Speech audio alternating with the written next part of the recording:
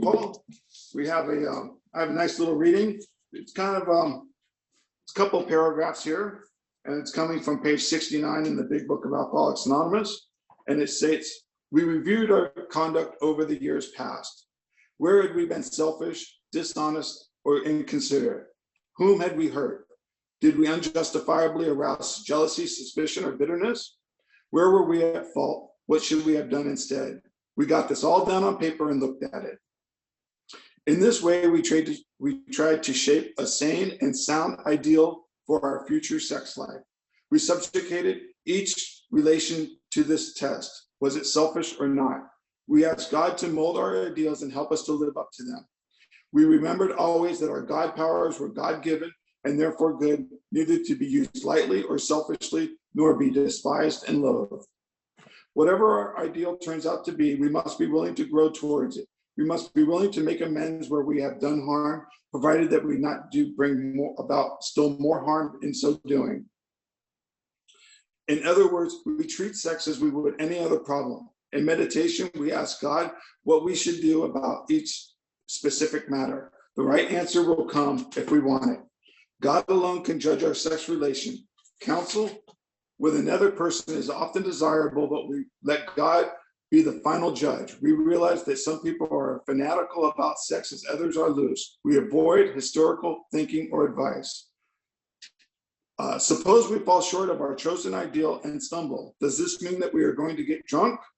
Some people tell us so, but this is only a half-truth. It depends on us and our motives. If we are sorry for what we have done and have the honest desire to let God take us to better things, we believe we will be forgiven and we will have learned our lesson. If we are not sorry and our conduct continues to harm others, we are quite sure to drink. We are not theorizing. These are facts out of our experience. All right, Paul, I think you can get something out of that today, and we'll get started. Thank you very much. Hold on, let me get you unmuted, Paul. There you go. Thank you. Paul Alcoholic. Nice to see everybody. I just don't want to. I want to just go to one point of this, which is what you just read.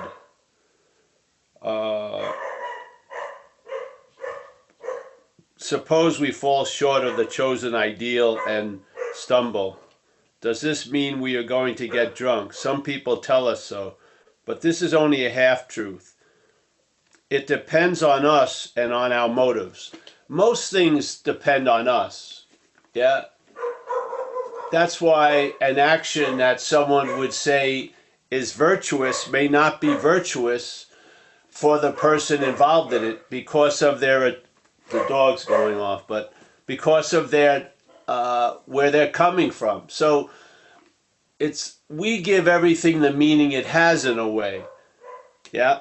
In other words, the meaning that something has is given by us. It doesn't have a solid meaning. So not every act of service is service. Yeah. Sometimes it has a certain game of lording some power over the other. There's all these flavors and shades that are brought to that let's say thing called service by the one who's in the service. So again, the importance of our role here can't be understated.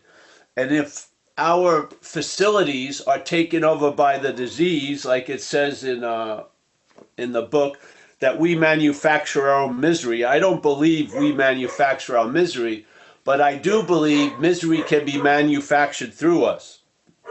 So can love and compassion and a lot of other things. Hold on one second, all right?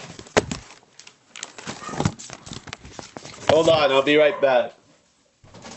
Hey! Get over there. Get over there. Stay over there. We'll be with you in just a second. Yes, so you're there? Or I'm here? Yeah. Thank you, Paul. It's the one situation where it's appropriate to yell. The disciplining of a young dog. Yeah. So the point I want to get across is just that. Yeah, what somebody would call bad, another person would call good, or like a lot of people's experience coming into AA. By going to meetings, you hear a lot of people share about the worst thing that ever happened to them, and how over time in recovery, it's now seen as the best thing that ever happened to them. So was it the worst thing? Or is it the best thing? No, it's what the meaning is given to it by the person, us. So when we change our conditions, we change the definitions of words that we have in our life. So, yeah, so this is about the sex inventory. But what I really want to do today, I just want to go over the steps quickly, or just go over it. So step one, we admitted we were powerless over alcohol, that our lives had become unmanageable. All right. Now, for some people, they've admitted that they're powerless over alcohol a lot of times to get a drink of alcohol, you know. So I like this statement further on, which is there's a conceding or an admitting to your innermost self. Now, that event wasn't done by me. It was done to me.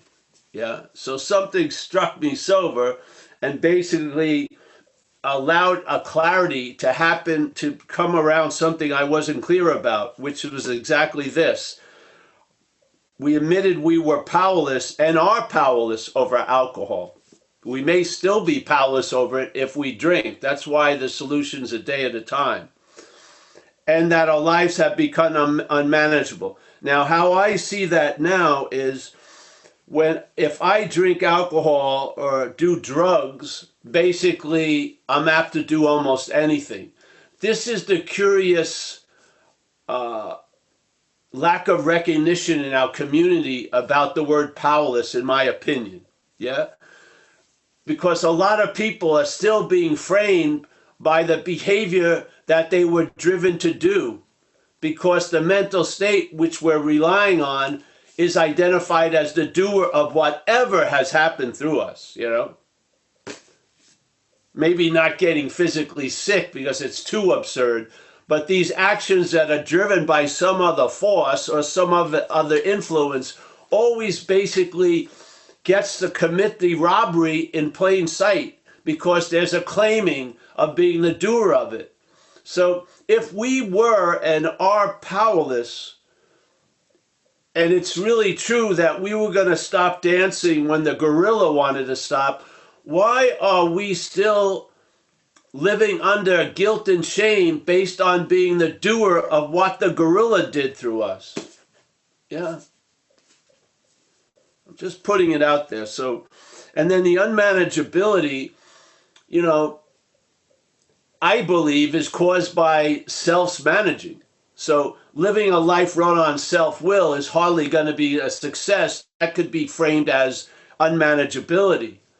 But it's not living a life on our will or God's will, it's self's will. So something has taken over the facility and is using the machinery of us to manufacture products that it wants to manufacture. All the while, when it comes off the conveyor belt, it says made by Paul or made in Paul. Yeah? So then definitely when all the warranties run out and the expirations run out, all those products I have to be accountable for because they have my name on it, but am I responsible for it? I don't see it that way anymore. So that's step one to me. So we admit we were powerless, or something admits to us that we're powerless over alcohol. And obviously the dilemma is powerlessness. And why that's a dilemma is we're not accepting that fact. We think we still got game. We still think we can pull it off if we only manage better. There are these stubborn beliefs that aren't based on truth that keep manifesting in our lives. So we finally admitted, I'm fucked, basically. Yeah? And in that admittance, power shows up. That's the beauty of it. Yeah? The beauty of it is if I stay in the admittance of powerlessness, I don't experience powerlessness. I experience having power. Yeah. If I keep denying the state of powerlessness, I experience powerlessness every time I'm exerting power. Yeah? When I exert power and it doesn't produce what I wanted, I'm frustrated. I get resentful. I get an attitude. All coming out of exerting power I don't have. So all I need is a clarity about the condition I'm in. Not the condition of these words and shit outside, but the condition that I'm in, because that condition is lending meaning to everything else I meet. Yeah? So, all right, so step 2. I'm not going to go over a thorough thing. It's just right this moment I wanted to share. Came to believe that a power greater than ourselves could and has and will restore us to sanity. I added that stuff out because at first we're hoping something, but we come to believe very quickly. So I felt the way they describe it in the 12 and 12, I'm in agreement with. Came to believe, to me, step 2 is an observation of a power working in your life through the auspices of recovery. You recognize, hey, I haven't drank in 8 weeks. What a freaking miracle. So I have observed that a power greater than myself not even could, but did and is and has restored me to sanity. And the insanity that precedes the first drink is what they're speaking about. Yeah? I'm going to be restored to sanity. So maybe I'll start seeing false evidence as false evidence finally. Yeah? So step 3, made a decision to turn our will and our lives over to the care of God or a higher power, whatever, as we understood him. Now, if you continue, your understanding of him or it is going to change dramatically, I would feel, by having conscious contact with it. You're going to actually get to know it instead of knowing it from you. You're going to get to know it from it. Yeah, I think it's yeah. So why is it made a decision? Why didn't they just say, hey, turn your will and life over to the care of God as you understood him? Because we couldn't. Because we were taken over by something. So something had us. In other words, there was a president of the country that we lived in and we weren't the president. So the president was deciding what was happening, and that president was parasitical in nature and reside in the mental state. Yeah, that's the problem. So I make a decision to hopefully do that or have that accomplished, turning one's will and life over to the care of something greater than oneself. But I can't do it because I'm under the influence of something. I may not know it. I may call it me, but it's not me. It's self. Yeah. So I make that decision and then I launch into a course of action. Step 4. And then the spirit of step 3 really comes about in our lives, and it's a sustaining spirit basically through the work of 4 through 9. That's why it gives the oomph to the decision. Yeah, not the decision itself, but to the 4 through 9. So made a searching and fearless moral inventory of ourselves. Now this is one way of looking at it. I like to look at it from, and it doesn't mean the only way. I like to look at it as self is what has defeated us, and we're going to look at its common manifestations in our lives through the inventory process. That's just how it grew with me. Yeah, it's very importantly different, because if I keep calling the manifestations of self mine, I'm going to further the bondage of self without knowing it. Because the bondage of self isn't to self, it's actually through the manifestations. So resentments, fears, acting out in the pursuit of what I want with no feeling about anyone else but my own agenda. All of that kind of manifestation, when it's claimed to be mine, will be given life, basically. So a resentment is totally different than my resentment. My resentment can seem to last for 50 years. Seriously. Wow, that's amazing life. And then a resentment, usually comes and goes pretty quickly, like everything else here. So, and then the fear, obviously, fear is a valid emotion. It's hopefully comes up when it's necessary, like when you're under threat. But the mental state mimics the fear with mental anxiety. And we don't even know how to name it correctly. I mean, to me, we're out to lunch because we call mental anxiety fear. Yet fear is a valid emotion and mental anxiety isn't. Yeah. Mental anxiety is usually based on what's not happening. Yeah. So, how are you going to put out of an imaginary fire now, an imaginary fire in the future? How are you? What's the solution to what's not happening? It's not happening. How can we have the eyes to see it? By being rooted in what's happening. Yeah. All right, so step 5, where is it? Step 5.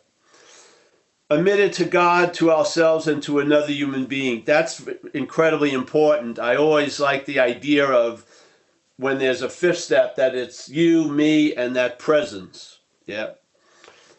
Admitted to God, to ourselves, and to another human being the exact nature of our wrongs. The exact nature of our wrongs is that they're not ours, really. My feeling.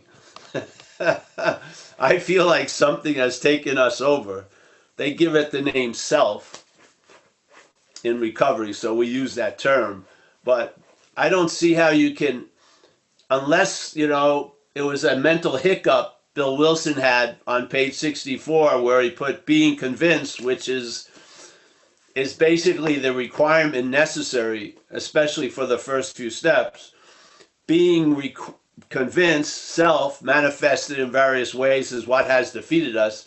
We're now going to look at its common manifestations. That sure sounds like an introduction to the activity of doing an inventory. I think it's very clear what the target is, and it's very clear that we're not the target. I would think us means us, and self means something else. So we're looking at self's manifestations in our lives, not our manifestations. But hey, so step 5 is I share with somebody the inventory, the resentment, the fear inventory, and then the sexual inventory. Sexual inventory is a little different, but I'm sure you know about the 5th column, and we won't go into it here. So I share this with another person, and what happens is a lot, really. I can't touch all, but it's just an incredible relief to let shit that was in the dark storage unit out so that the light can see it, like a sanitizer. And the person, it's very awesome for the person who hears the 5th step also, because they're holding the space for the disease to show itself. And then there's that higher power that's going to illuminate what is of us, what is of spirit, and what is of self. And hopefully there's a recognition of how self has defeated us. You go home and you do that thing of going over the steps you've done and see if you feel like you've done them thoroughly.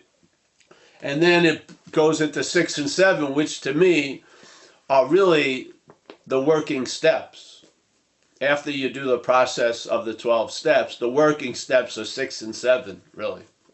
And I've spoken about it quite a lot, but I believe now you start having the eyes to see what's yours and what's of self's. And so when self's little package arises in the factory and there's an order for, let's say, 500 pounds of misery, you don't co-sign it. You say, nope, we're going to let something else be manufactured today. And so you start recognizing the birth and the growth and the possibility of self before it leads you to fuck it. Yeah, you recognize it and you bring that to step 6 and 7, and you humbly, you're entirely ready to have it reconfigured, and you ask that power to do it. I find that the most powerful thing in long-term sobriety, really. because a lot of time you keep seeing, because the mental state is still there and its product is still being presented and it still has a budget for advertising, so it's broadcasting its view and its vision and its product line, and you need to have the eyes to see they're not yours, and then bring that to that power to have it reconfigure, because the energy that it's using to represent its story could be put to better use. It could be allowing an ease and comfort or giving you the ability to outshine circumstances and situations right now. So it's like frozen energy. I'd like it to be put back into the flow, so to speak. Yeah. So 6 and 7 to me is incredibly vital, because more is revealed. Yeah, as it says in A Vision for Us, this thing is going to constantly reveal to us. I find mostly what it reveals to us is what we're not. It reveals to us self. Yeah, yeah. So, and then step 8 is you do a list based on what you came up with, resentments and all these amends you may need, and then the ones you didn't have on the inventory, like robbing a store or shit, you put that all on and you try to make the amends as best you can. And when you do, you usually mention the idea that you're in a program of recovery, and then those amends, that's step 9, you do them. And a lot of the ones I said I'd never do, I did a year or 2 later in the program, because the program will produce a willingness. You have a willingness, but a program will also produce a willingness, because you'll really see something works and there is a solution, there is a better way. And that is to recognize there's a lot of faith in finite self that you can't move, so you admit that and you let the program move that faith to the infinite. Yeah. And so step 10 is we continue to take inventory, and when we were wrong, promptly admitted it. And also you can write about the rights, like, shit, I'm feeling fucking great today, and I have a lot of gratitude and a lot of honoring of this present moment.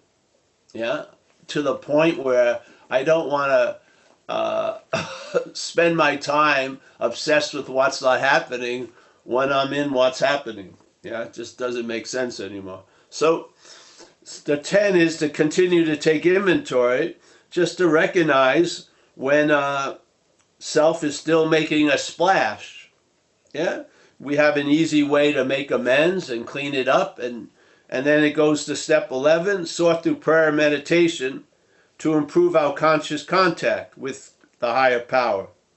Yeah, as we understand him. Now, I believe the intention is to improve our conscious contact, and prayer and meditation are suggestions of how to do that.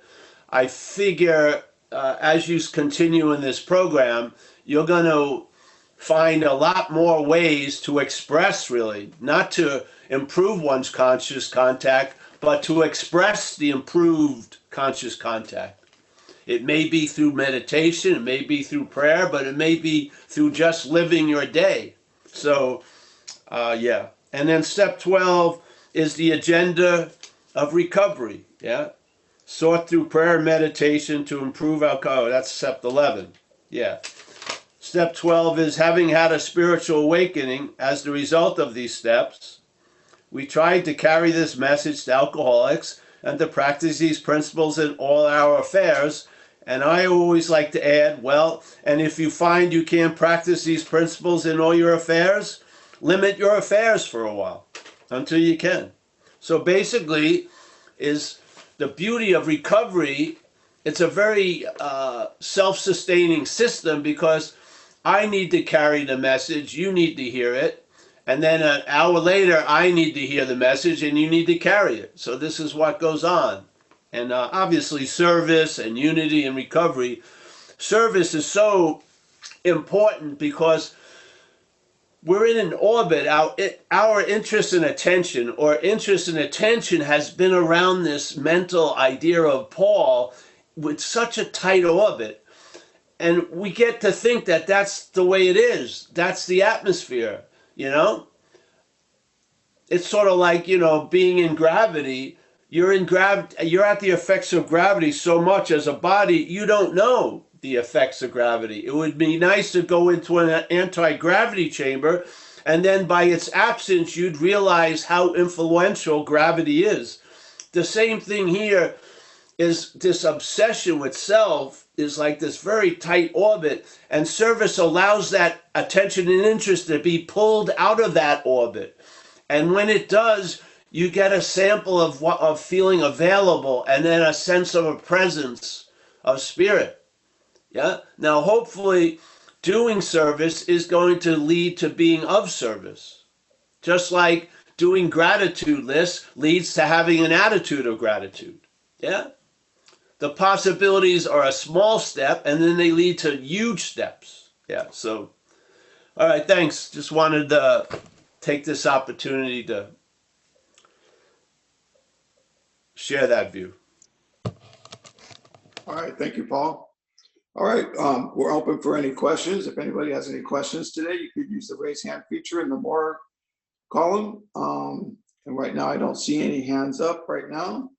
So I could ask a question, and my question, all right, so let's see, we do have a couple of hands up. Here we go. Rick Rowe from Toronto, come on in. Hey everyone, my name's Rick and I'm an alcoholic. I'm glad to be here. Paul, you just cleared up a lot of stuff for me because I'm in the process right now of step 4, writing or doing the list. One of the things that I've been having a very, very difficult time with is I've been doing the self, identifying myself as the behavior or of when I was using or drinking and whatever I was doing. So thank you for that. You cleared that part up. As for a question, how do I stay in that presence though? You see, I find that I keep getting... By realizing you can't be out of it, Rick. Okay. By having a realization, no matter what's going on, no matter how much suction and then expansion is in that presence. It's not against, or it's not an abstract separate from it. Everything that's happening, all the contracting, all the expanding is happening in presence. Yeah? It's like, a soup bowl doesn't specialize. It just doesn't have chicken soup. It's a bowl. It holds whatever liquid you put in it. Yeah? The presence is like that. The gravity that you spoke of. Well, the presence is like that bowl. Now, what happens is our interest and attention has been directed to an addiction to self. Yeah? So self is like the comet tail at every comet. So you think you went there, that's you. You think you went back, that's you. You think, oh, you went there where you shouldn't have, you're fucked. You think, oh, I did the right thing, you're good. Yeah? But it's all happening in a larger context that you can get a sense of, which will bring a lighter meaning to all this other activity of being close, far, fucked up, pretty good. Yes? You'll see all these gymnastics, mental gymnastics, though they have a meaning, they don't have to have an overriding meaning. The presence can have the overriding meaning. That's the essence of traveling lighter. Okay. It's not that everything goes great in the coming and going and, volatile conditions changing. What happens is you, as the giver of a lot of meaning, travels lighter. Yes? In other words, instead of trying to control and manage your environment to get your okayness out of that, you bring okayness to whatever environment you find yourself in. It's a whole different move, yeah? We've tried the one, it's failed us, yeah? Right. That's the dilemma of powerlessness. We figured we can manage and control shit to make ourselves do great, and obviously we have this idea of trickle-down greatness that if I feel good, everyone else will, which is bogus, yeah? It was a failed system from the get-go, yeah? So now, instead of, all right, I'm going to manage everything out here, just change this, and we can't change it, but allow it to be changed, and then how we deal with outside will be completely different. Yeah, it's so incredibly. It's sort of like very, very different movement. Yeah. A lot of us, because of how we've been conditioned, we feel like we have to acquire or earn okayness. Yeah. And it becomes it's a slavery after a while because the rules are always changed. Yeah. They're always changed. So, all right, if you jump through these 7 hoops, yeah, I'm going to allow you to, have a 3-month relationship. You get through the 7th hoop, there's another hoop. Yeah, it just goes on. It's like it's almost sadistic in nature. Right. Yeah, and so basically, when you were a kid, did you ever, call your mother aside at the playground and ask her to critique your playing? No. You know what I mean? I think Wayne's playing better than I. Maybe I need to take playing class lessons. No, there was none of that. You were just here because you hadn't thought you could be anywhere else. Now there's been a thought we can be everywhere else, and therefore it seems to be so. But it never changed the fact. We're here. Yeah. Like Jesus supposedly said, it's not childish, but childlike. You're going to be returned to a childlike condition. First and foremost, you're here. You know what I mean? Here, now. Let's start there. Not that I have to do a lot to be here now. I'm here now. Let's just end this story that it's an arrival. You're here now, obviously. Yeah? So I don't have to get into the moment. Yeah? All I got to do is question the belief I could be out of the moment, really, and see if it's true or not. Look at all your surveillance cameras. Have you been in all? You have. When you thought you weren't there you were. You know what I mean? So, I mean, it's in a way, it's very, very simple. Yeah? Just hopefully get the right diagnosis, and then the restraints of the solution will be unbound. Yeah? So how do you get the right diagnosis? That's a great. I'm trying to share it with you right now. Oh, okay. Let's say it's the diagnosis I'm sharing. Let's not say it's right. Right. But from this member's eye view, I can't see it any other way. I lived under a tyranny. I must have understood something down the road. Yeah? Living under extreme addiction, it wasn't revealed at that time, but it has been revealed now what was going on. Yeah? Something had me and used me for Right. It did. It used this, Paul, to manufacture fucking resentments, misery, shit like that. I just believe there was a mistake of who owned the factory. I don't believe I was running the factory. I don't. And I still don't believe I'm running the factory now. I believe a higher power is running it, and I believe a lower power was running it before. And that lower power likes misery, likes drama, likes to be right. Therefore, you've got to be fucking wrong. Likes to hold grudges, likes to blame, likes to make a lot of excuses. Yeah. That's what it does because it's a failed system. It never leads me to a condition of being happy, joyous, and free, basically. It says, well, the best I can do is Hawaii. The best I can do is not going to jail. Hey, wait a minute. I think I need to have a review about the management team. Yeah? If that's success, just not going to jail, I need a little higher targets, maybe. You know what I mean? The only way how it used to verify its value was you're not dead. Oh, so I'm still alive. Thank you, great GPS. I'm still alive. When hopefully we've grown out of survival into living. Yeah, I hope. Yeah, Yeah. yeah. Maybe the managerial team should be put up to a higher standard. Yeah. You're not dead doesn't work anymore. Yeah. So I feel, see, you can look at resentments as yours and fears as yours.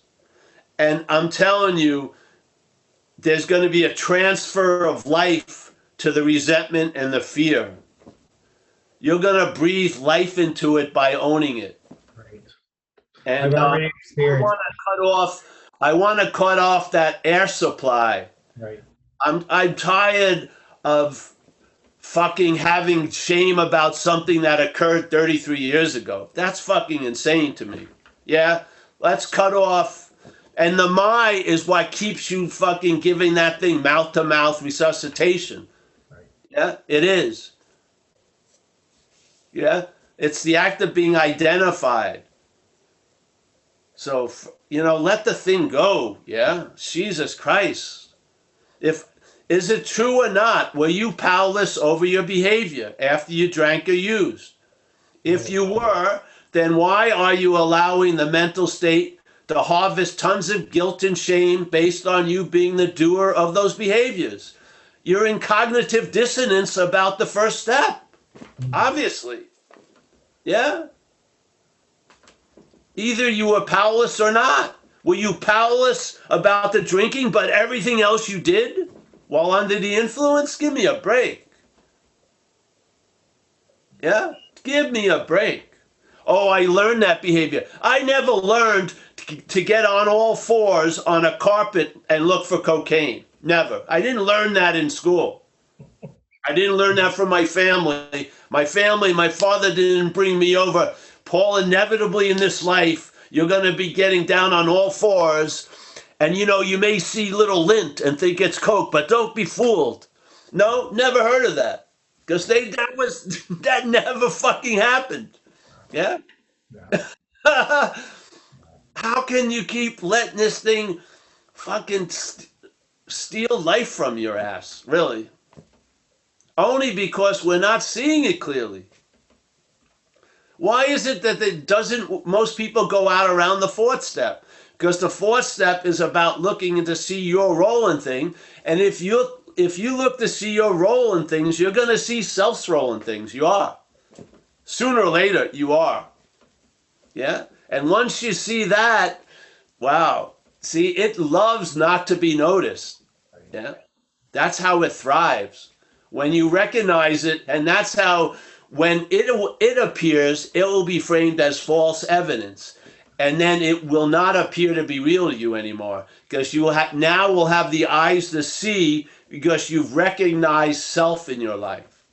Exactly how it feels. Recognizing life from self all day, you'll recognize self in your life. Yeah. Thank you.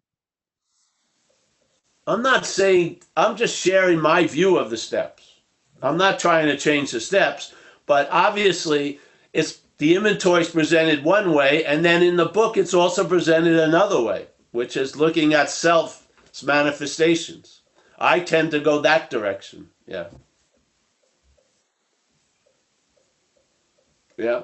And I think there's a wave after taking responsibility. I think it's a wave of arriving at accountability.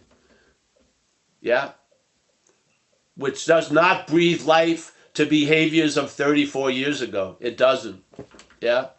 I'm not ruminating why my dog shat on my neighbor's lawns for 42 years. I would be maybe if I took the shit on the lawn, but it's clear I'm not the dog. Yeah, I cleaned it up. I made amends. I changed the dog's behavior. So there you go. I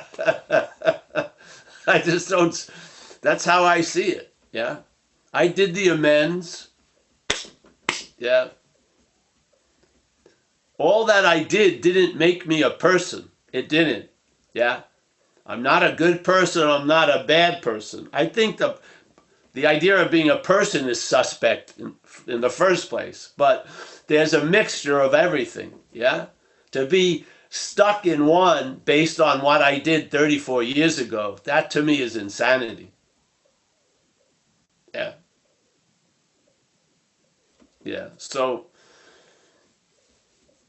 you can have it explained based on you tons of ways better than I ever would. But I didn't hear it explained this way in my years in recovery. I didn't. Yeah. And that's why we're attempting to share it, because it has the right to be available. It does. Yeah. The other stuff is abundantly available. Abundantly. Almost everyone's leading people through the steps based on it's your shit. You got to do that. That's fine. I'm not in any argument with it. But it is in the book, a new way of looking at it. It's there, page 64, out of the big book. Yeah. At that, I'm in that camp because that's what worked with me. Yeah. I saw alcoholism as a parasitical movement, really. It's living off the host. And we're the host, and that idea of being the host is represented by the word us. In that statement on page 64. We are of the us, not of self. Yeah? We're in the bondage of self as us. Yeah? The us is in the bondage of self. We're not self. So, I could be wrong, I could be right, but I believe we have the right to hear it. That's the whole point. Man, I'm so happy some of the stuff I've heard in this life. Yeah. I could have lived a whole life without hearing it, but I did hear it. And I really honor that possibility. Yeah. Let the person decide if it has value or not, but at least have it out there to be heard. Yeah. That's why I'm so jazzed up about this platform, because I can just put it out there. You can discard it or not, but it's there for ones who, if it works with you, far out. Yeah. Yeah. That's the point. Yeah. I don't want to go to be the 800, video of how to do it with the same format. Yeah. I mean, with the same starting point and end point. You. I think that you has a lot to do with whatever else is happening. Let's question that. Yeah? You were upset before you drank or used. You were. There was agitation that was causing a need to get relief. It didn't come from drinking or using. Drinking and using was a solution. What is that? Yeah? That talking in your head didn't stop when you got sober, did it? It just changed wardrobes, really. It adapted to a recovery way of life. But it's still the same infection. Yeah. So. Yes. So let's say there's 20 ways of unlocking a door, but you've only heard 18. It would be nice to hear 2 more. Maybe the 20th one's going to work for you. Yeah? Yeah. No, there's only 18 ways. No, there's 2 more ways.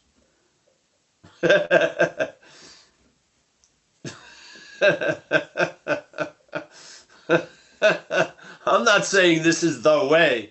I have no dog in the hunt. I'm just moved to share. Yeah, because I'll tell you, if everyone was super happy, joyous, and free, I would never have brought this shit up. I wouldn't have. But I don't see, I see there's a lot of agitation in recovery. A lot of, so.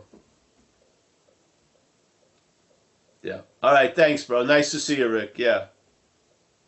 Awesome, Paul. You got me cracking up on that, looking on the ground for something you didn't drop. Yeah. Okay. Yeah.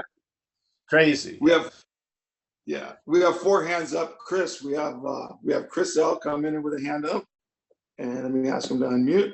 And we have 3 more hands up after this, Paul. Hey, Paul. Hello. So I'm it's been 7 years since I had a drink. And when you were just speaking about the agitation and recovery, once COVID hit, they shut down meetings around my town, and I very auspiciously got an opportunity to start speaking to some people like you. Showed up. I'm involved with TAT right now over on the East Coast, and but I come from recovery, and I what you were saying about, I mean, I can tell you for sure that the desire to drink went away pretty quick. However, reading the book and the line that you constantly talk about on page 64, it didn't make sense. It just didn't make sense. And I was getting agitated. I mean, there was just a lot of confusion, and I mean, I worked the steps and things got much, much better, and the voice in my head wasn't so terrible and all that. And I have a lot to be grateful for, but there was still this seeking going on, which was, it really picked up momentum. And you popped up on a YouTube thing earlier today because I pipe it through my work headphones. I wear a helmet at work and I can Bluetooth it. And you popped up after an Ajashanti talk I was listening to. And it's not the first time I heard you anything, man, but I can hear you now. I can, like, this stuff and is making sense. I can't find, there's no self to be found aside from the thoughts about this self. And that's not to say there's been some experience of whatever, emptiness or nothingness or whatever, but it's getting through. It's getting through. I'm going like this rather than like that. And doership, like I just noticed on the way home, there may or may not be thoughts involved when I take a left or right turn. And a lot of the time, if there are no thoughts involved on that left or right turn, there'll be one afterwards that'll come in and say, hey, you just took that left turn. And it tallies up to this character. But it's just notice, man. I guess I just wanted to say thanks because you're pretty consistent with all of this. And Well, yeah, Chris, the noticing is like the digestion of a book, so to speak. Yeah, you're noticing it, and an understanding gets formed. Yeah, yeah. yeah. You saw. So when you first heard this message, this non-dual, did you have a period where you started to understand before there was an experience of knowing, I guess? Well, I don't see as an experience, but yeah, I was in recovery first, and I didn't have a jacket to put on the understanding, but the understanding was there. And then things I ran into after that uh, allowed it to be dressed up so it could be seen. Yeah. So non-duality, I had recovery sort of inevitably takes you to that there is no self, I feel. And so it was nice to hear it at the beginning point. Yeah, I could see through the program there is no self, but then there is no self as the starting point. Yeah, which I liked with non-duality. So non-duality has just been a beautiful illumination of the program of recovery. Yeah, that's all. That's a lot actually, but yeah.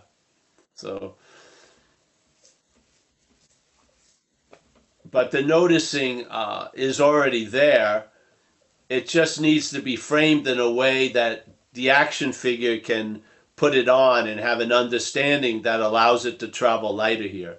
But we are what we are. It doesn't matter how it's appearing. So, whatever. Yeah. Well, thanks, man. Yeah, it's just more.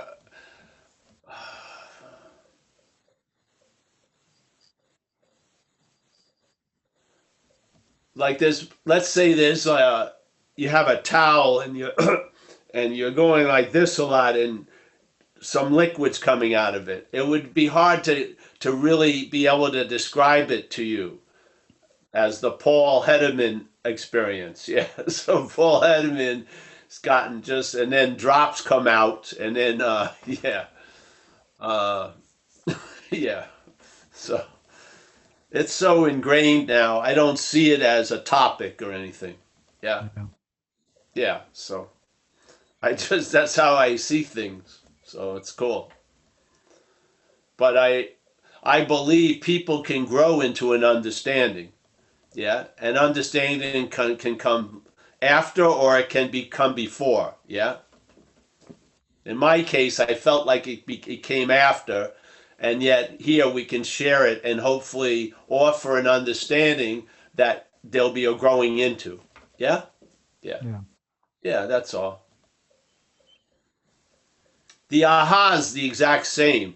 The aha. Yeah, it doesn't matter how it seems to occur because it only seems to occur that way. It appears to occur that way, but there's no appearance. There's no occurring of it. Yeah, so it doesn't matter.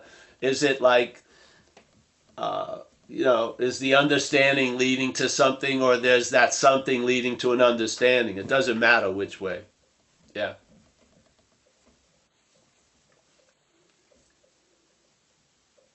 So I had a sense of, I would, a lot of times you're speaking from what somebody would call a topic of Course in Miracles or non-duality, and you've never been introduced to the Course in Miracles or non-duality. Yeah? And then someone gets in touch with you and you say, hey, that sounds exactly like the Course in Miracles. Then you read it and you go, wow, so you had something, you didn't, but there was like a nakedness of something, and then it was, oh, that suit fits really well. Yeah? Course in Miracles. Or non-duality fits perfectly. Yeah, but there was you didn't grow into the fit. The thing was there, and then it found a fit. Yeah, yeah, yeah. So Yeah, I can see going through some of this stuff just on a daily now. It's been about 2 weeks where it just made sense to look for what I'm not, I guess, which is yeah. Well, it's not hard to It's not hard to find. I mean, but there's like a conceptual, like, oh yeah, you're not going to be able to find something that's not there, like, Exactly. which is, to me, it's just, it might be a small insight, but it made a huge difference because I just felt like, and I'm using I a lot. It's like, it's the swarm of I, man. It's just like this, I keep picturing like this I thought being like all those busted up satellites you see junking around the planet, and those big Earth, the Earth satellites that don't even work anymore. They're all just floating around up there and projecting down. But a good imagery. Yeah. That's how that virgin aspect of mind gets it. It starts imagining images to depict something. Yeah, that's part of the understanding and sort of getting it, so to speak. Yeah. Yeah, it's good. cool. Yeah, the thing is, most of the time before, we didn't see what was implying the premise. The premise was just a given. Yeah, we lived from the premise of selfing. Now, now you see the activity of the selfing, and you're not buying the premise. Yeah. So the emphasis has moved. So before, you started as a self, looking at these thoughts that were reinforcing the self. Yeah. You didn't see what was actually happening. Now the self hasn't. You're not starting from self. You're just seeing all the pointing, and then the imagining of the moon. Yeah, yeah. Instead of yeah, yeah. It's just a little shift of attention, but it makes a huge difference. Yeah. Yeah. See, most people start from self. Yeah. Their story starts from self. So eh, when that's not the starting point, you see everything else differently. Yeah. You see all the mental activities quite differently when they're not yours. When you just see them as activities. Yeah. Oh, it's a huge difference. So, all right, bro. Nice to see you, Chris. Keep Thank coming you. back if you like. All right, Paul, next up we have Jason. Jason, you have a question for Paul? Ask to unmute. Come on in, Jason. Yeah, let me hit that unmute thing. All right. Can you hear Thank me? you. Yes. Yes. All right. Hey, Paul. Thanks, everybody. Thank you for. I enjoy this. I do have a question, but I just have a quick comment on that. To me, part of the big book that really confirms what you're saying is on page 30 when it says, "We are convinced to a man that alcoholics of our type are in the grip of a progressive illness." It's like, I don't have alcoholism; it has me. And those are very different ways of looking at the same thing. And I've been using like the idea of the parasite with sponsees and people I'm working with that are young in recovery, and they instantly get it. It's like it makes so much sense. And it pulls a lot of the guilt and the shame off of the process. It's really great. So I'm glad I tuned in. So here's my question. Yeah. Page 84 in the big book, it talks about taking the 10th step, and I experience that as taking it in real time. And it says, continue to watch for selfishness, dishonesty, resentment, fear. When these crop up, we ask God at once to remove them. And then it goes on from there with the rest of the directions. But the area. Well, let me just jump in. That's 6 and 7 right there. It is, yeah. Yeah, it's Yeah, putting that's what it's saying. it's step 10 rolls of the whole thing into one big piece. Yeah. But here's my question. Or it's a commentary first. It says, continue when these crop up, they're like little weeds that pop up the ground. My personal experience so far is that for the most part, I don't observe them until they've created some disturbance in me. And then I can pause and look at them and see what's going on. But I've been wondering, is there a further refinement where you can kind of see them under the surface before they pop up into disturbance? And how do you get there? Because I'm not there yet. I'm just not. So. Well, you are there, but there's a conceptual there you believe you're not at, but you are there. Mm-hmm. It's just more will be revealed. Yeah.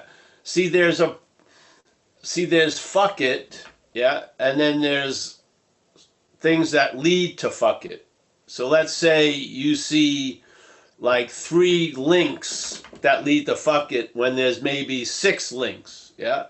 So the more will be revealed is you start seeing like the conception point of the fuck it.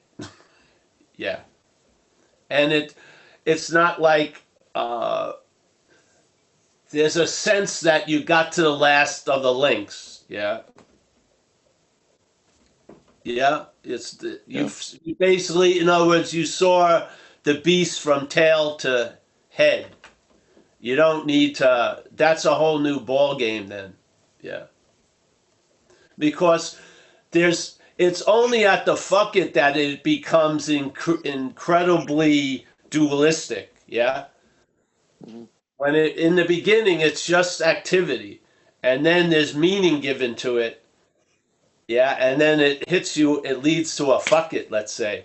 And then that fuck it can break through the membrane of what's happening in a thought realm and action realm. Yeah.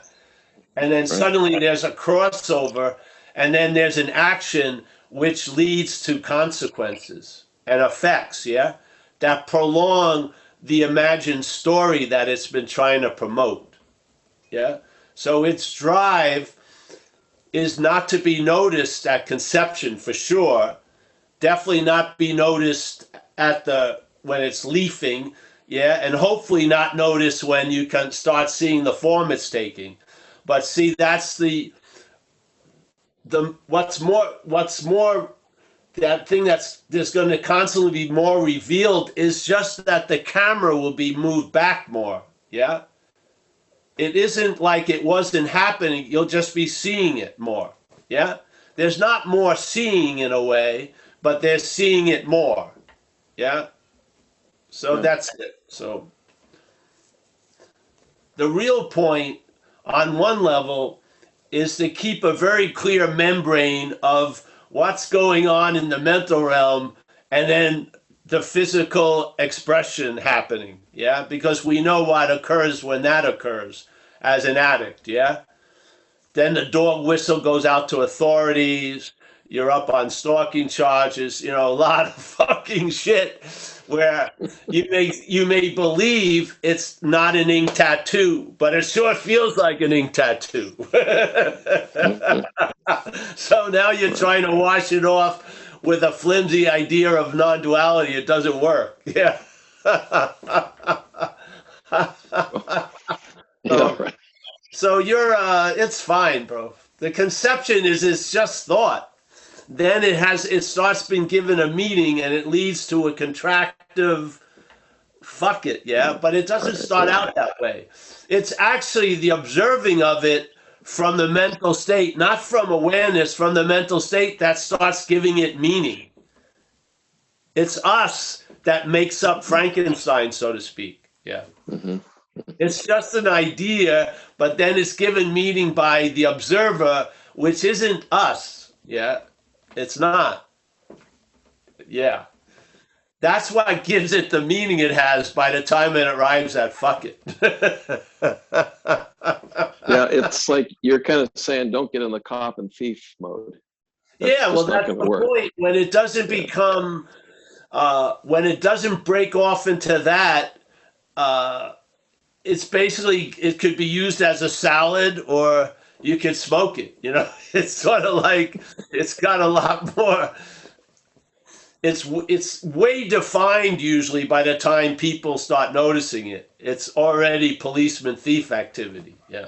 Mm-hmm. Yeah. Okay. Yeah. So, but bro, yeah, you're fine, man. Just more will be revealed, and it's not the revelation. The revelations don't stay. The emptiness, the presence is what's always here. Yeah. So there's realizations come in and shit like that, but they just basically, hopefully, their true value is emphasizing the no value of everything and the huge value in nothing. Yeah, to me. Mm. But that's getting out there. That's Wednesday, Saturday territory in the talk. Yeah. Well, one thing that my sponsor always tells me is just trust the process. Yes. That's what I'm hearing you're saying, is just trust it. It's happening. Yeah. Yeah. See, first of all, the program deals with the past expressions of the insane shit. Now it wants to keep it into the interior where it can be dealt with more clearly without bringing in the authorities and divorce courts and shit like that. You know what I mean? And so, yeah, there may be a little agitation and discomfort, but it's a lot different than sitting in jail for 30 days. So just, yeah. Right. Yeah. That's good. It's very helpful. Thank you. Thank you Oh, very you're much. welcome, bro. Nice to see you. Yes. You too. Good to see you. Like, that's one of the things we're shooting for. Let the insanity stay in. Let it not go out. Yeah.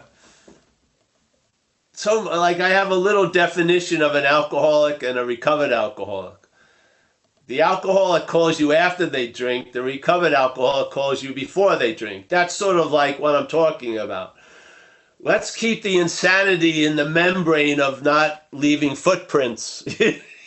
You know what I mean?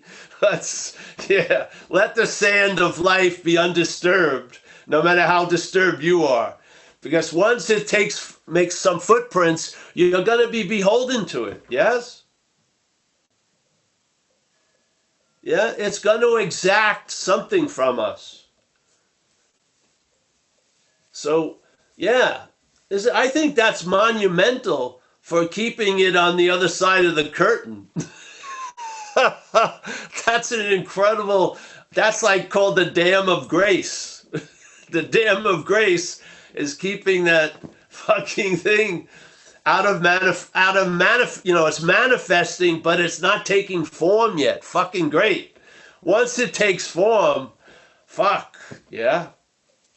Then the desire to get out of the circumstances will override most wisdom, and you'll just fucking try to get loaded just to forget for a little while. Yeah? It can get that unbearable. And a lot of people go out like after 20 years and stuff. Yeah, because the mental state, the disease is still appearing. It's still producing shadows that seem real. Yeah? And so there's a response finally, and you fuck it. And then you drink, and now the obsession comes back.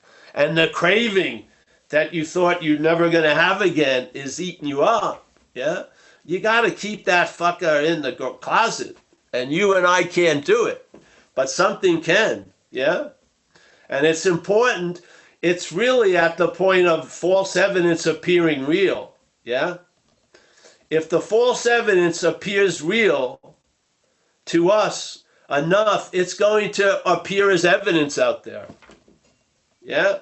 But see, why false evidence keeps appearing real to us is we're rooted in false evidence. We're identified as self. That's false evidence to the extreme. So, like it says in the book, we couldn't discriminate true from false exactly because of the act of being identified as self. Yeah? Because the discrimination is based on false evidence. Yeah? That's why it's not reliable. That's why things appear more like a hallucination, really.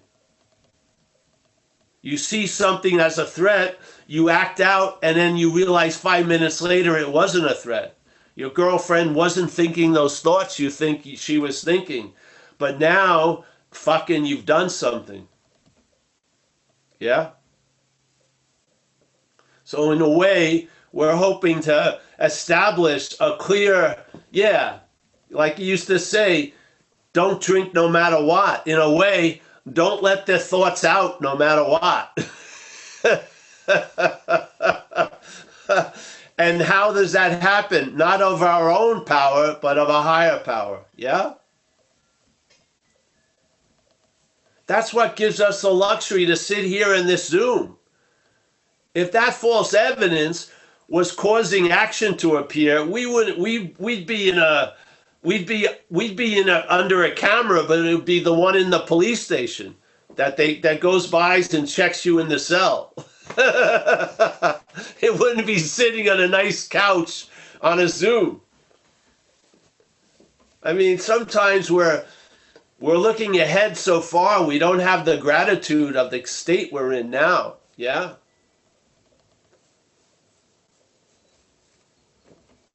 Fuck.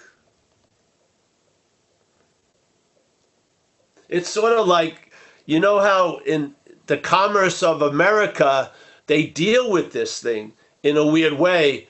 Free returns, you know?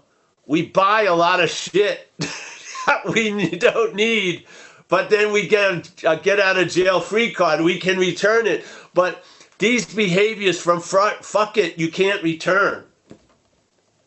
There's no free return. They're remembered by people and by authorities, yeah, and by you. Yes? The thought isn't, but the action will be. Yeah? So no matter how crazy it may seem, it has been completely put in check because it's not being able to be flamboyant and drive you to an action all fucking day. Yeah? So yeah, it doesn't like being in that steaming cage from its point of view. So it's yelping like my little dog does. Yeah? But fuck it, it's a lot better than it biting the neighbor and shit. Yeah, yeah. So, yeah, we're talking about the stars, but you got to remember where the shoes are, and your shoes aren't standing in shit right now. Hallelujah.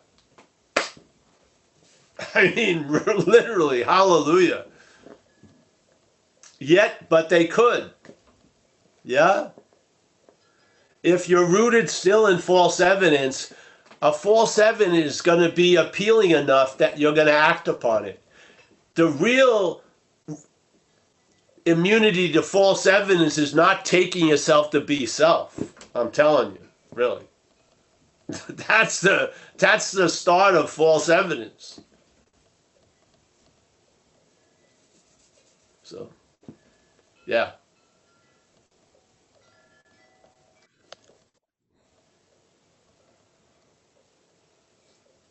Remember that when you were walking around whatever town you're in? For me, it was San Francisco.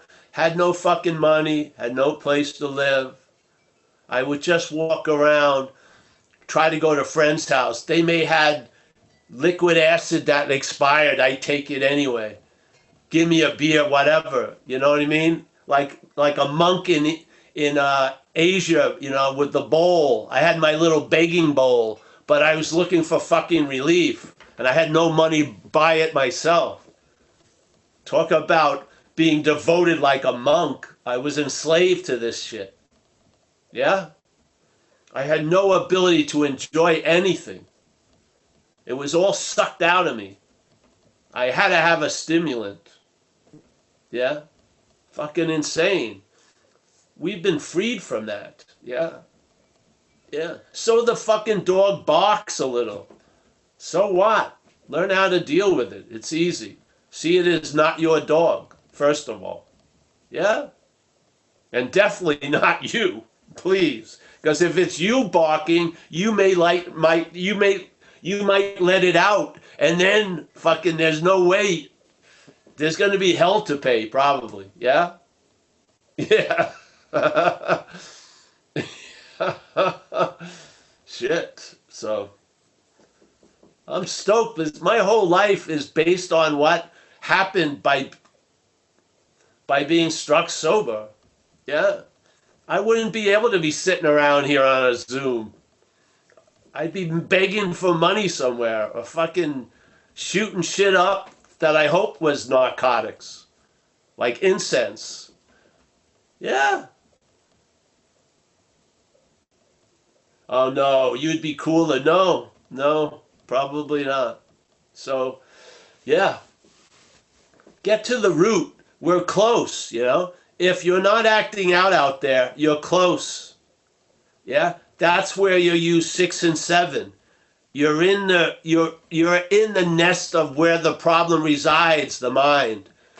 Yeah? That's where you use 6 and 7. When it starts coming up, you bring it over to the power. Yeah? And let it reconfigure it. Let that power extract the faith that's in it and put it into this moment so you can feel an ease and comfort based on the faith you have that you're being taken care of, instead of the mental state squeezing out the fucking faith and false evidence and fuck-its and everything else. Yeah. You're a natural resource. Something's going to squeeze something out of you. Yeah? It's going to be faith. It's either going to be put into the finite self, which is not the better way, or it will be directed towards the infinite, which is the better way. But you're up for grabs. You're like a giant mine full of fucking jewels. Yeah? This parasite wants you. It wants to use you to express itself through. It can't enter out here without us. Yeah? And the higher power would like to use us. But how we're going to be used is so completely different than under the old employer, under the new employer. Yeah? But you're going to have an employer. Something's going to use you this life. Yes? Something is going to use you. Either the spirit or the mental.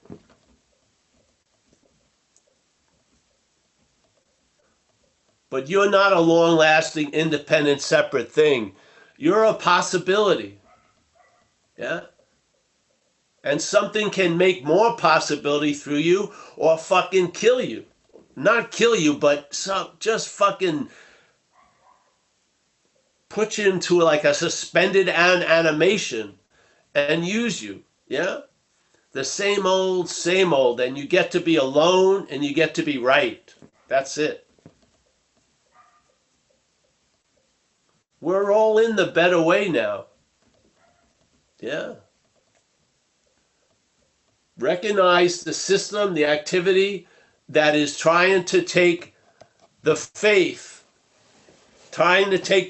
that we are and put it into false evidence.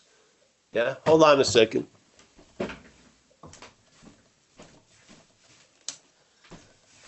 It's sort of, that was very symbolic of a certain way of sobriety. Yeah? My charger was plugged into a thing, but that thing wasn't on. So it looked like I was connected. Everyone who would come in the room would say, oh yeah, he's connected, but there was no juice coming through. And I just saw the message, your battery's at 10%. What? I thought it was charging. Yeah. It wasn't. That's like, having too many years and not enough days. Yeah. I've been charging for 34 years. Well, I don't know. Thank God I could see the message. I could turn on the stupid light. Yeah. Hopefully that's all happened for all of us here. Yeah? We got the message. You're fucked. And we allowed the light to turn on. Now we're being charged by the program. The program is not the source of the grace, but it's allowing the grace to come into our lives. Yeah? And then more shit will allow to carry grace into our lives. It's not just going to be through this one fucking... AA isn't a jealous God. AA is like an umbrella or a basis or a design for living. It allows a lot of other designs to cohabitate, yeah? It's about the conscious contact. Yes. So, yeah. All right. Anyone else, whoever might? Yeah, Paul, we have one more question. It's coming from Andy today, and then it'll be our last question for today. Andy, come on. Actually, I'm mute. There you go.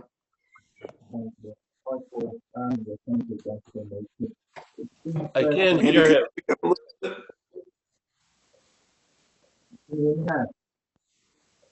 I can't hear him. Andy, could you speak up, please?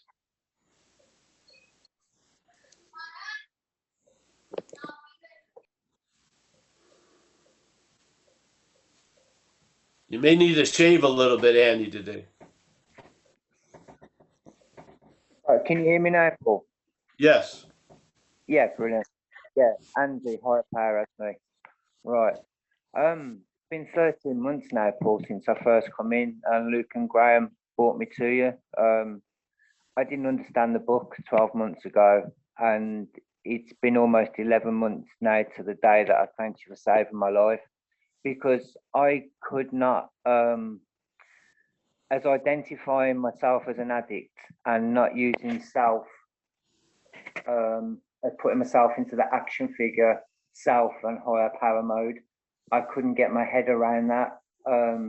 Once I realized I was listening to self or selfing, let's just say self, I could put self into a box in my head type of thing. And then I lost interest in self and my head went completely quiet. It was actually really scary for about the first 3 months.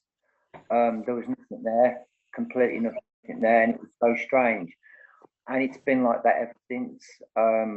I've introduced this into certain sponsees and the parasites, and it's worked absolute wonders for some of them.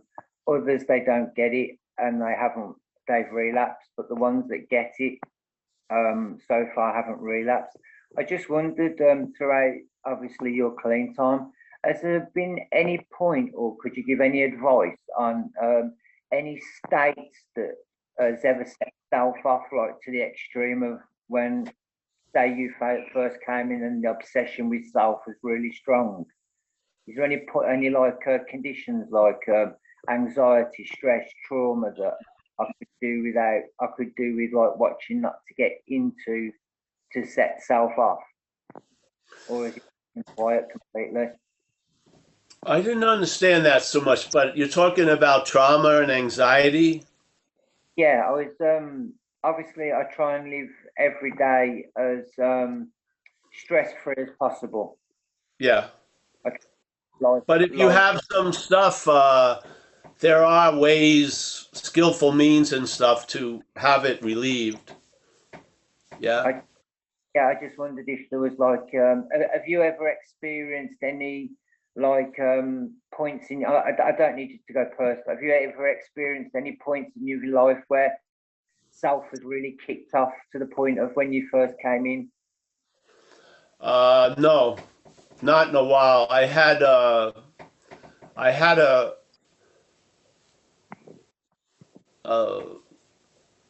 a situation that lasted for months that the system itself lived on, was alarmed all the time, but it wasn't. It had even foregone the selfing. It was just fucking screaming in terror all day, pretty much.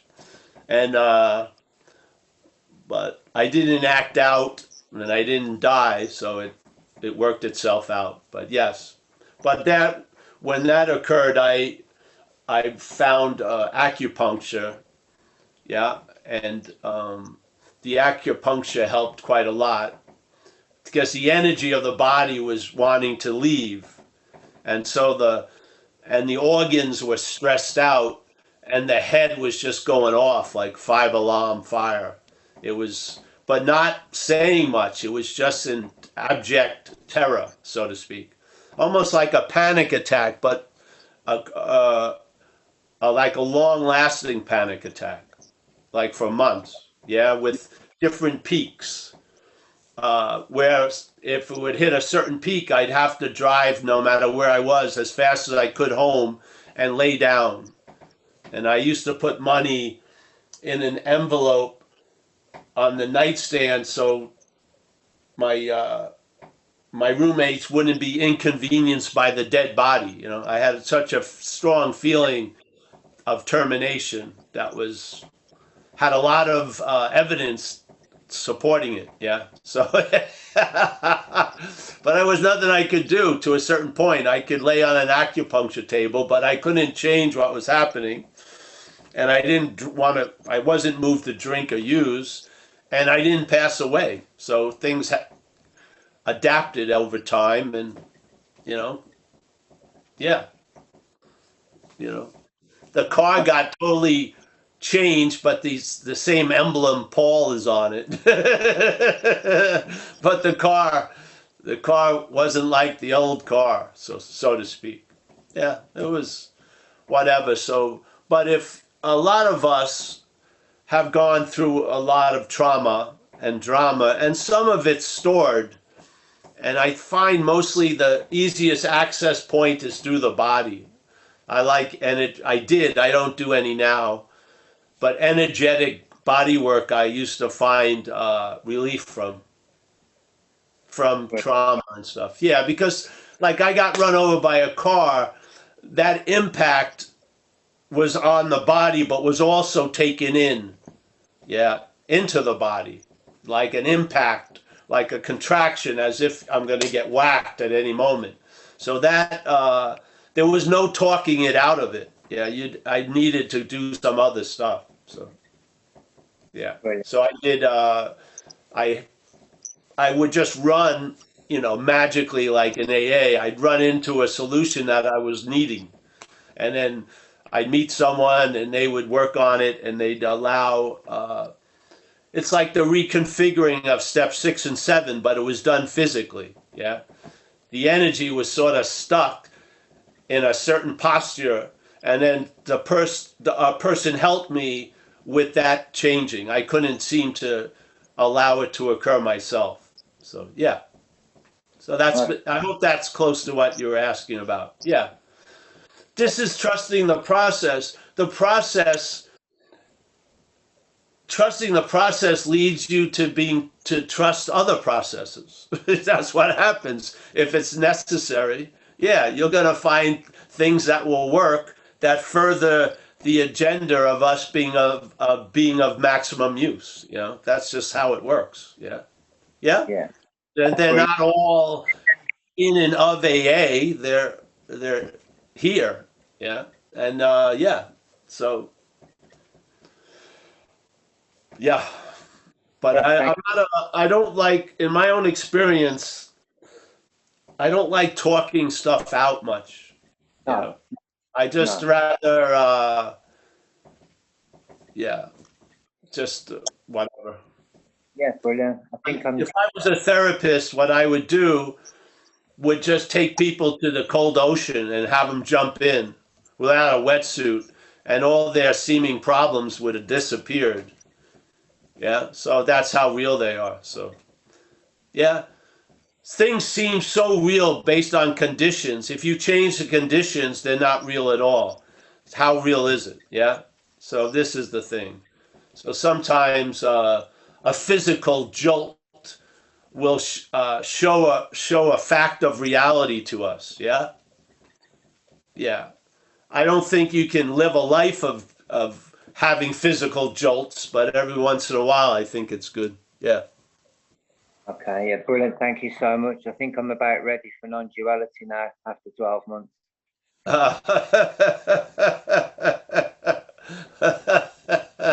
All right, bro. Well, keep hearing from Andy. Thank you. Yeah. Awesome talk today, Paul. Thank you so much. It's about all the hands we have up for today.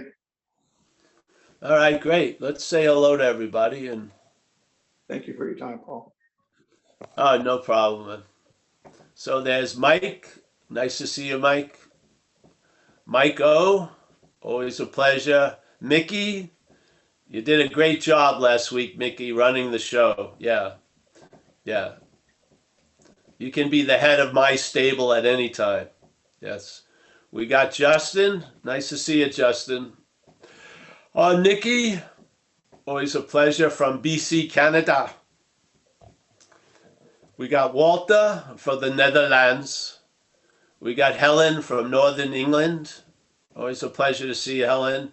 Tom from, is it Tom Keene from New Hampshire or Tom from Keene, New Hampshire? I used to live in Keene. Yeah, no, Tom in Keene, New Hampshire. Oh, yeah, I used to live in Keene, New Hampshire. I used to party around Franklin Pierce College and stuff. Oh, yeah. Yeah. And Nathaniel Hawthorne College also. Yeah. Yeah. They wouldn't have me as a student, but I used to take showers there. Yeah, we're still kicking here in Keene. Yeah, I like it up there. It's beautiful. I lived in Washington a little while, little town, and we lived on Lake Sunapee and shit. Yeah. Yeah, Washington, that's the boonies, man. Yeah, yeah. It was but the cops found us there too. Yeah. It didn't take them that long. All right, nice to see you. We got Carl N. Nice to see you. Joseph, as always. Pleasure. Jacob, yes. Paul, yeah. It's gonna be t-shirt weather soon. Yeah, yep. Better get your best ones ready, bro. We got Jess from Ireland. Nice to see you, Jess. Chris, pleasure to see you. I don't know where you're from. It says Moss Beach. Yeah. We got Jono from the UK and from Chicago at the moment. She's sending me great gifts lately. We got Kurt. I got so many Supreme decals now. I got tons of them. We got Kurt Z. Always a pleasure, Kurt. Let that lady know she can call me. Yeah. Ruby Rose. Ruby, are you the Ruby that got me on that radio thing years ago? No, I Oh, don't. I don't know. no, you're not. But it's nice to meet you, Ruby. Yeah, it's good to meet you too. I enjoy it. Good. We got Rick Rowe from Toronto. Nina. We forgot Tina and Mina. It's just Nina. Nice to see you, honey. Kaiser. Hey, Nina, I'm going to announce if we drive down to LA. I don't know. We may be going there sooner or later. I'll let you know. Jason from San Diego. Kerry. He's back in Minnesota. The tan is gone. The shorts are gone. The pineapples are gone. The acai bowls are gone. Yes, it's okay. Michael Stacy, but you're still here. We got Leah. Always a pleasure, Leah. We got Sharon. Nice to see you, Sharon. Andy, yep. Angel D. She's busy making something. Nice to see you, Angel. Let's see. We got Lisa W., Rebecca H., Carl from Georgia, Andy from there, Jeff N., Andy G. Yeah. All right, folks. Thank you so much. We'll be here tomorrow night, Thursday in the day. It's all on zenbitslap.com. And what a privilege. Seriously.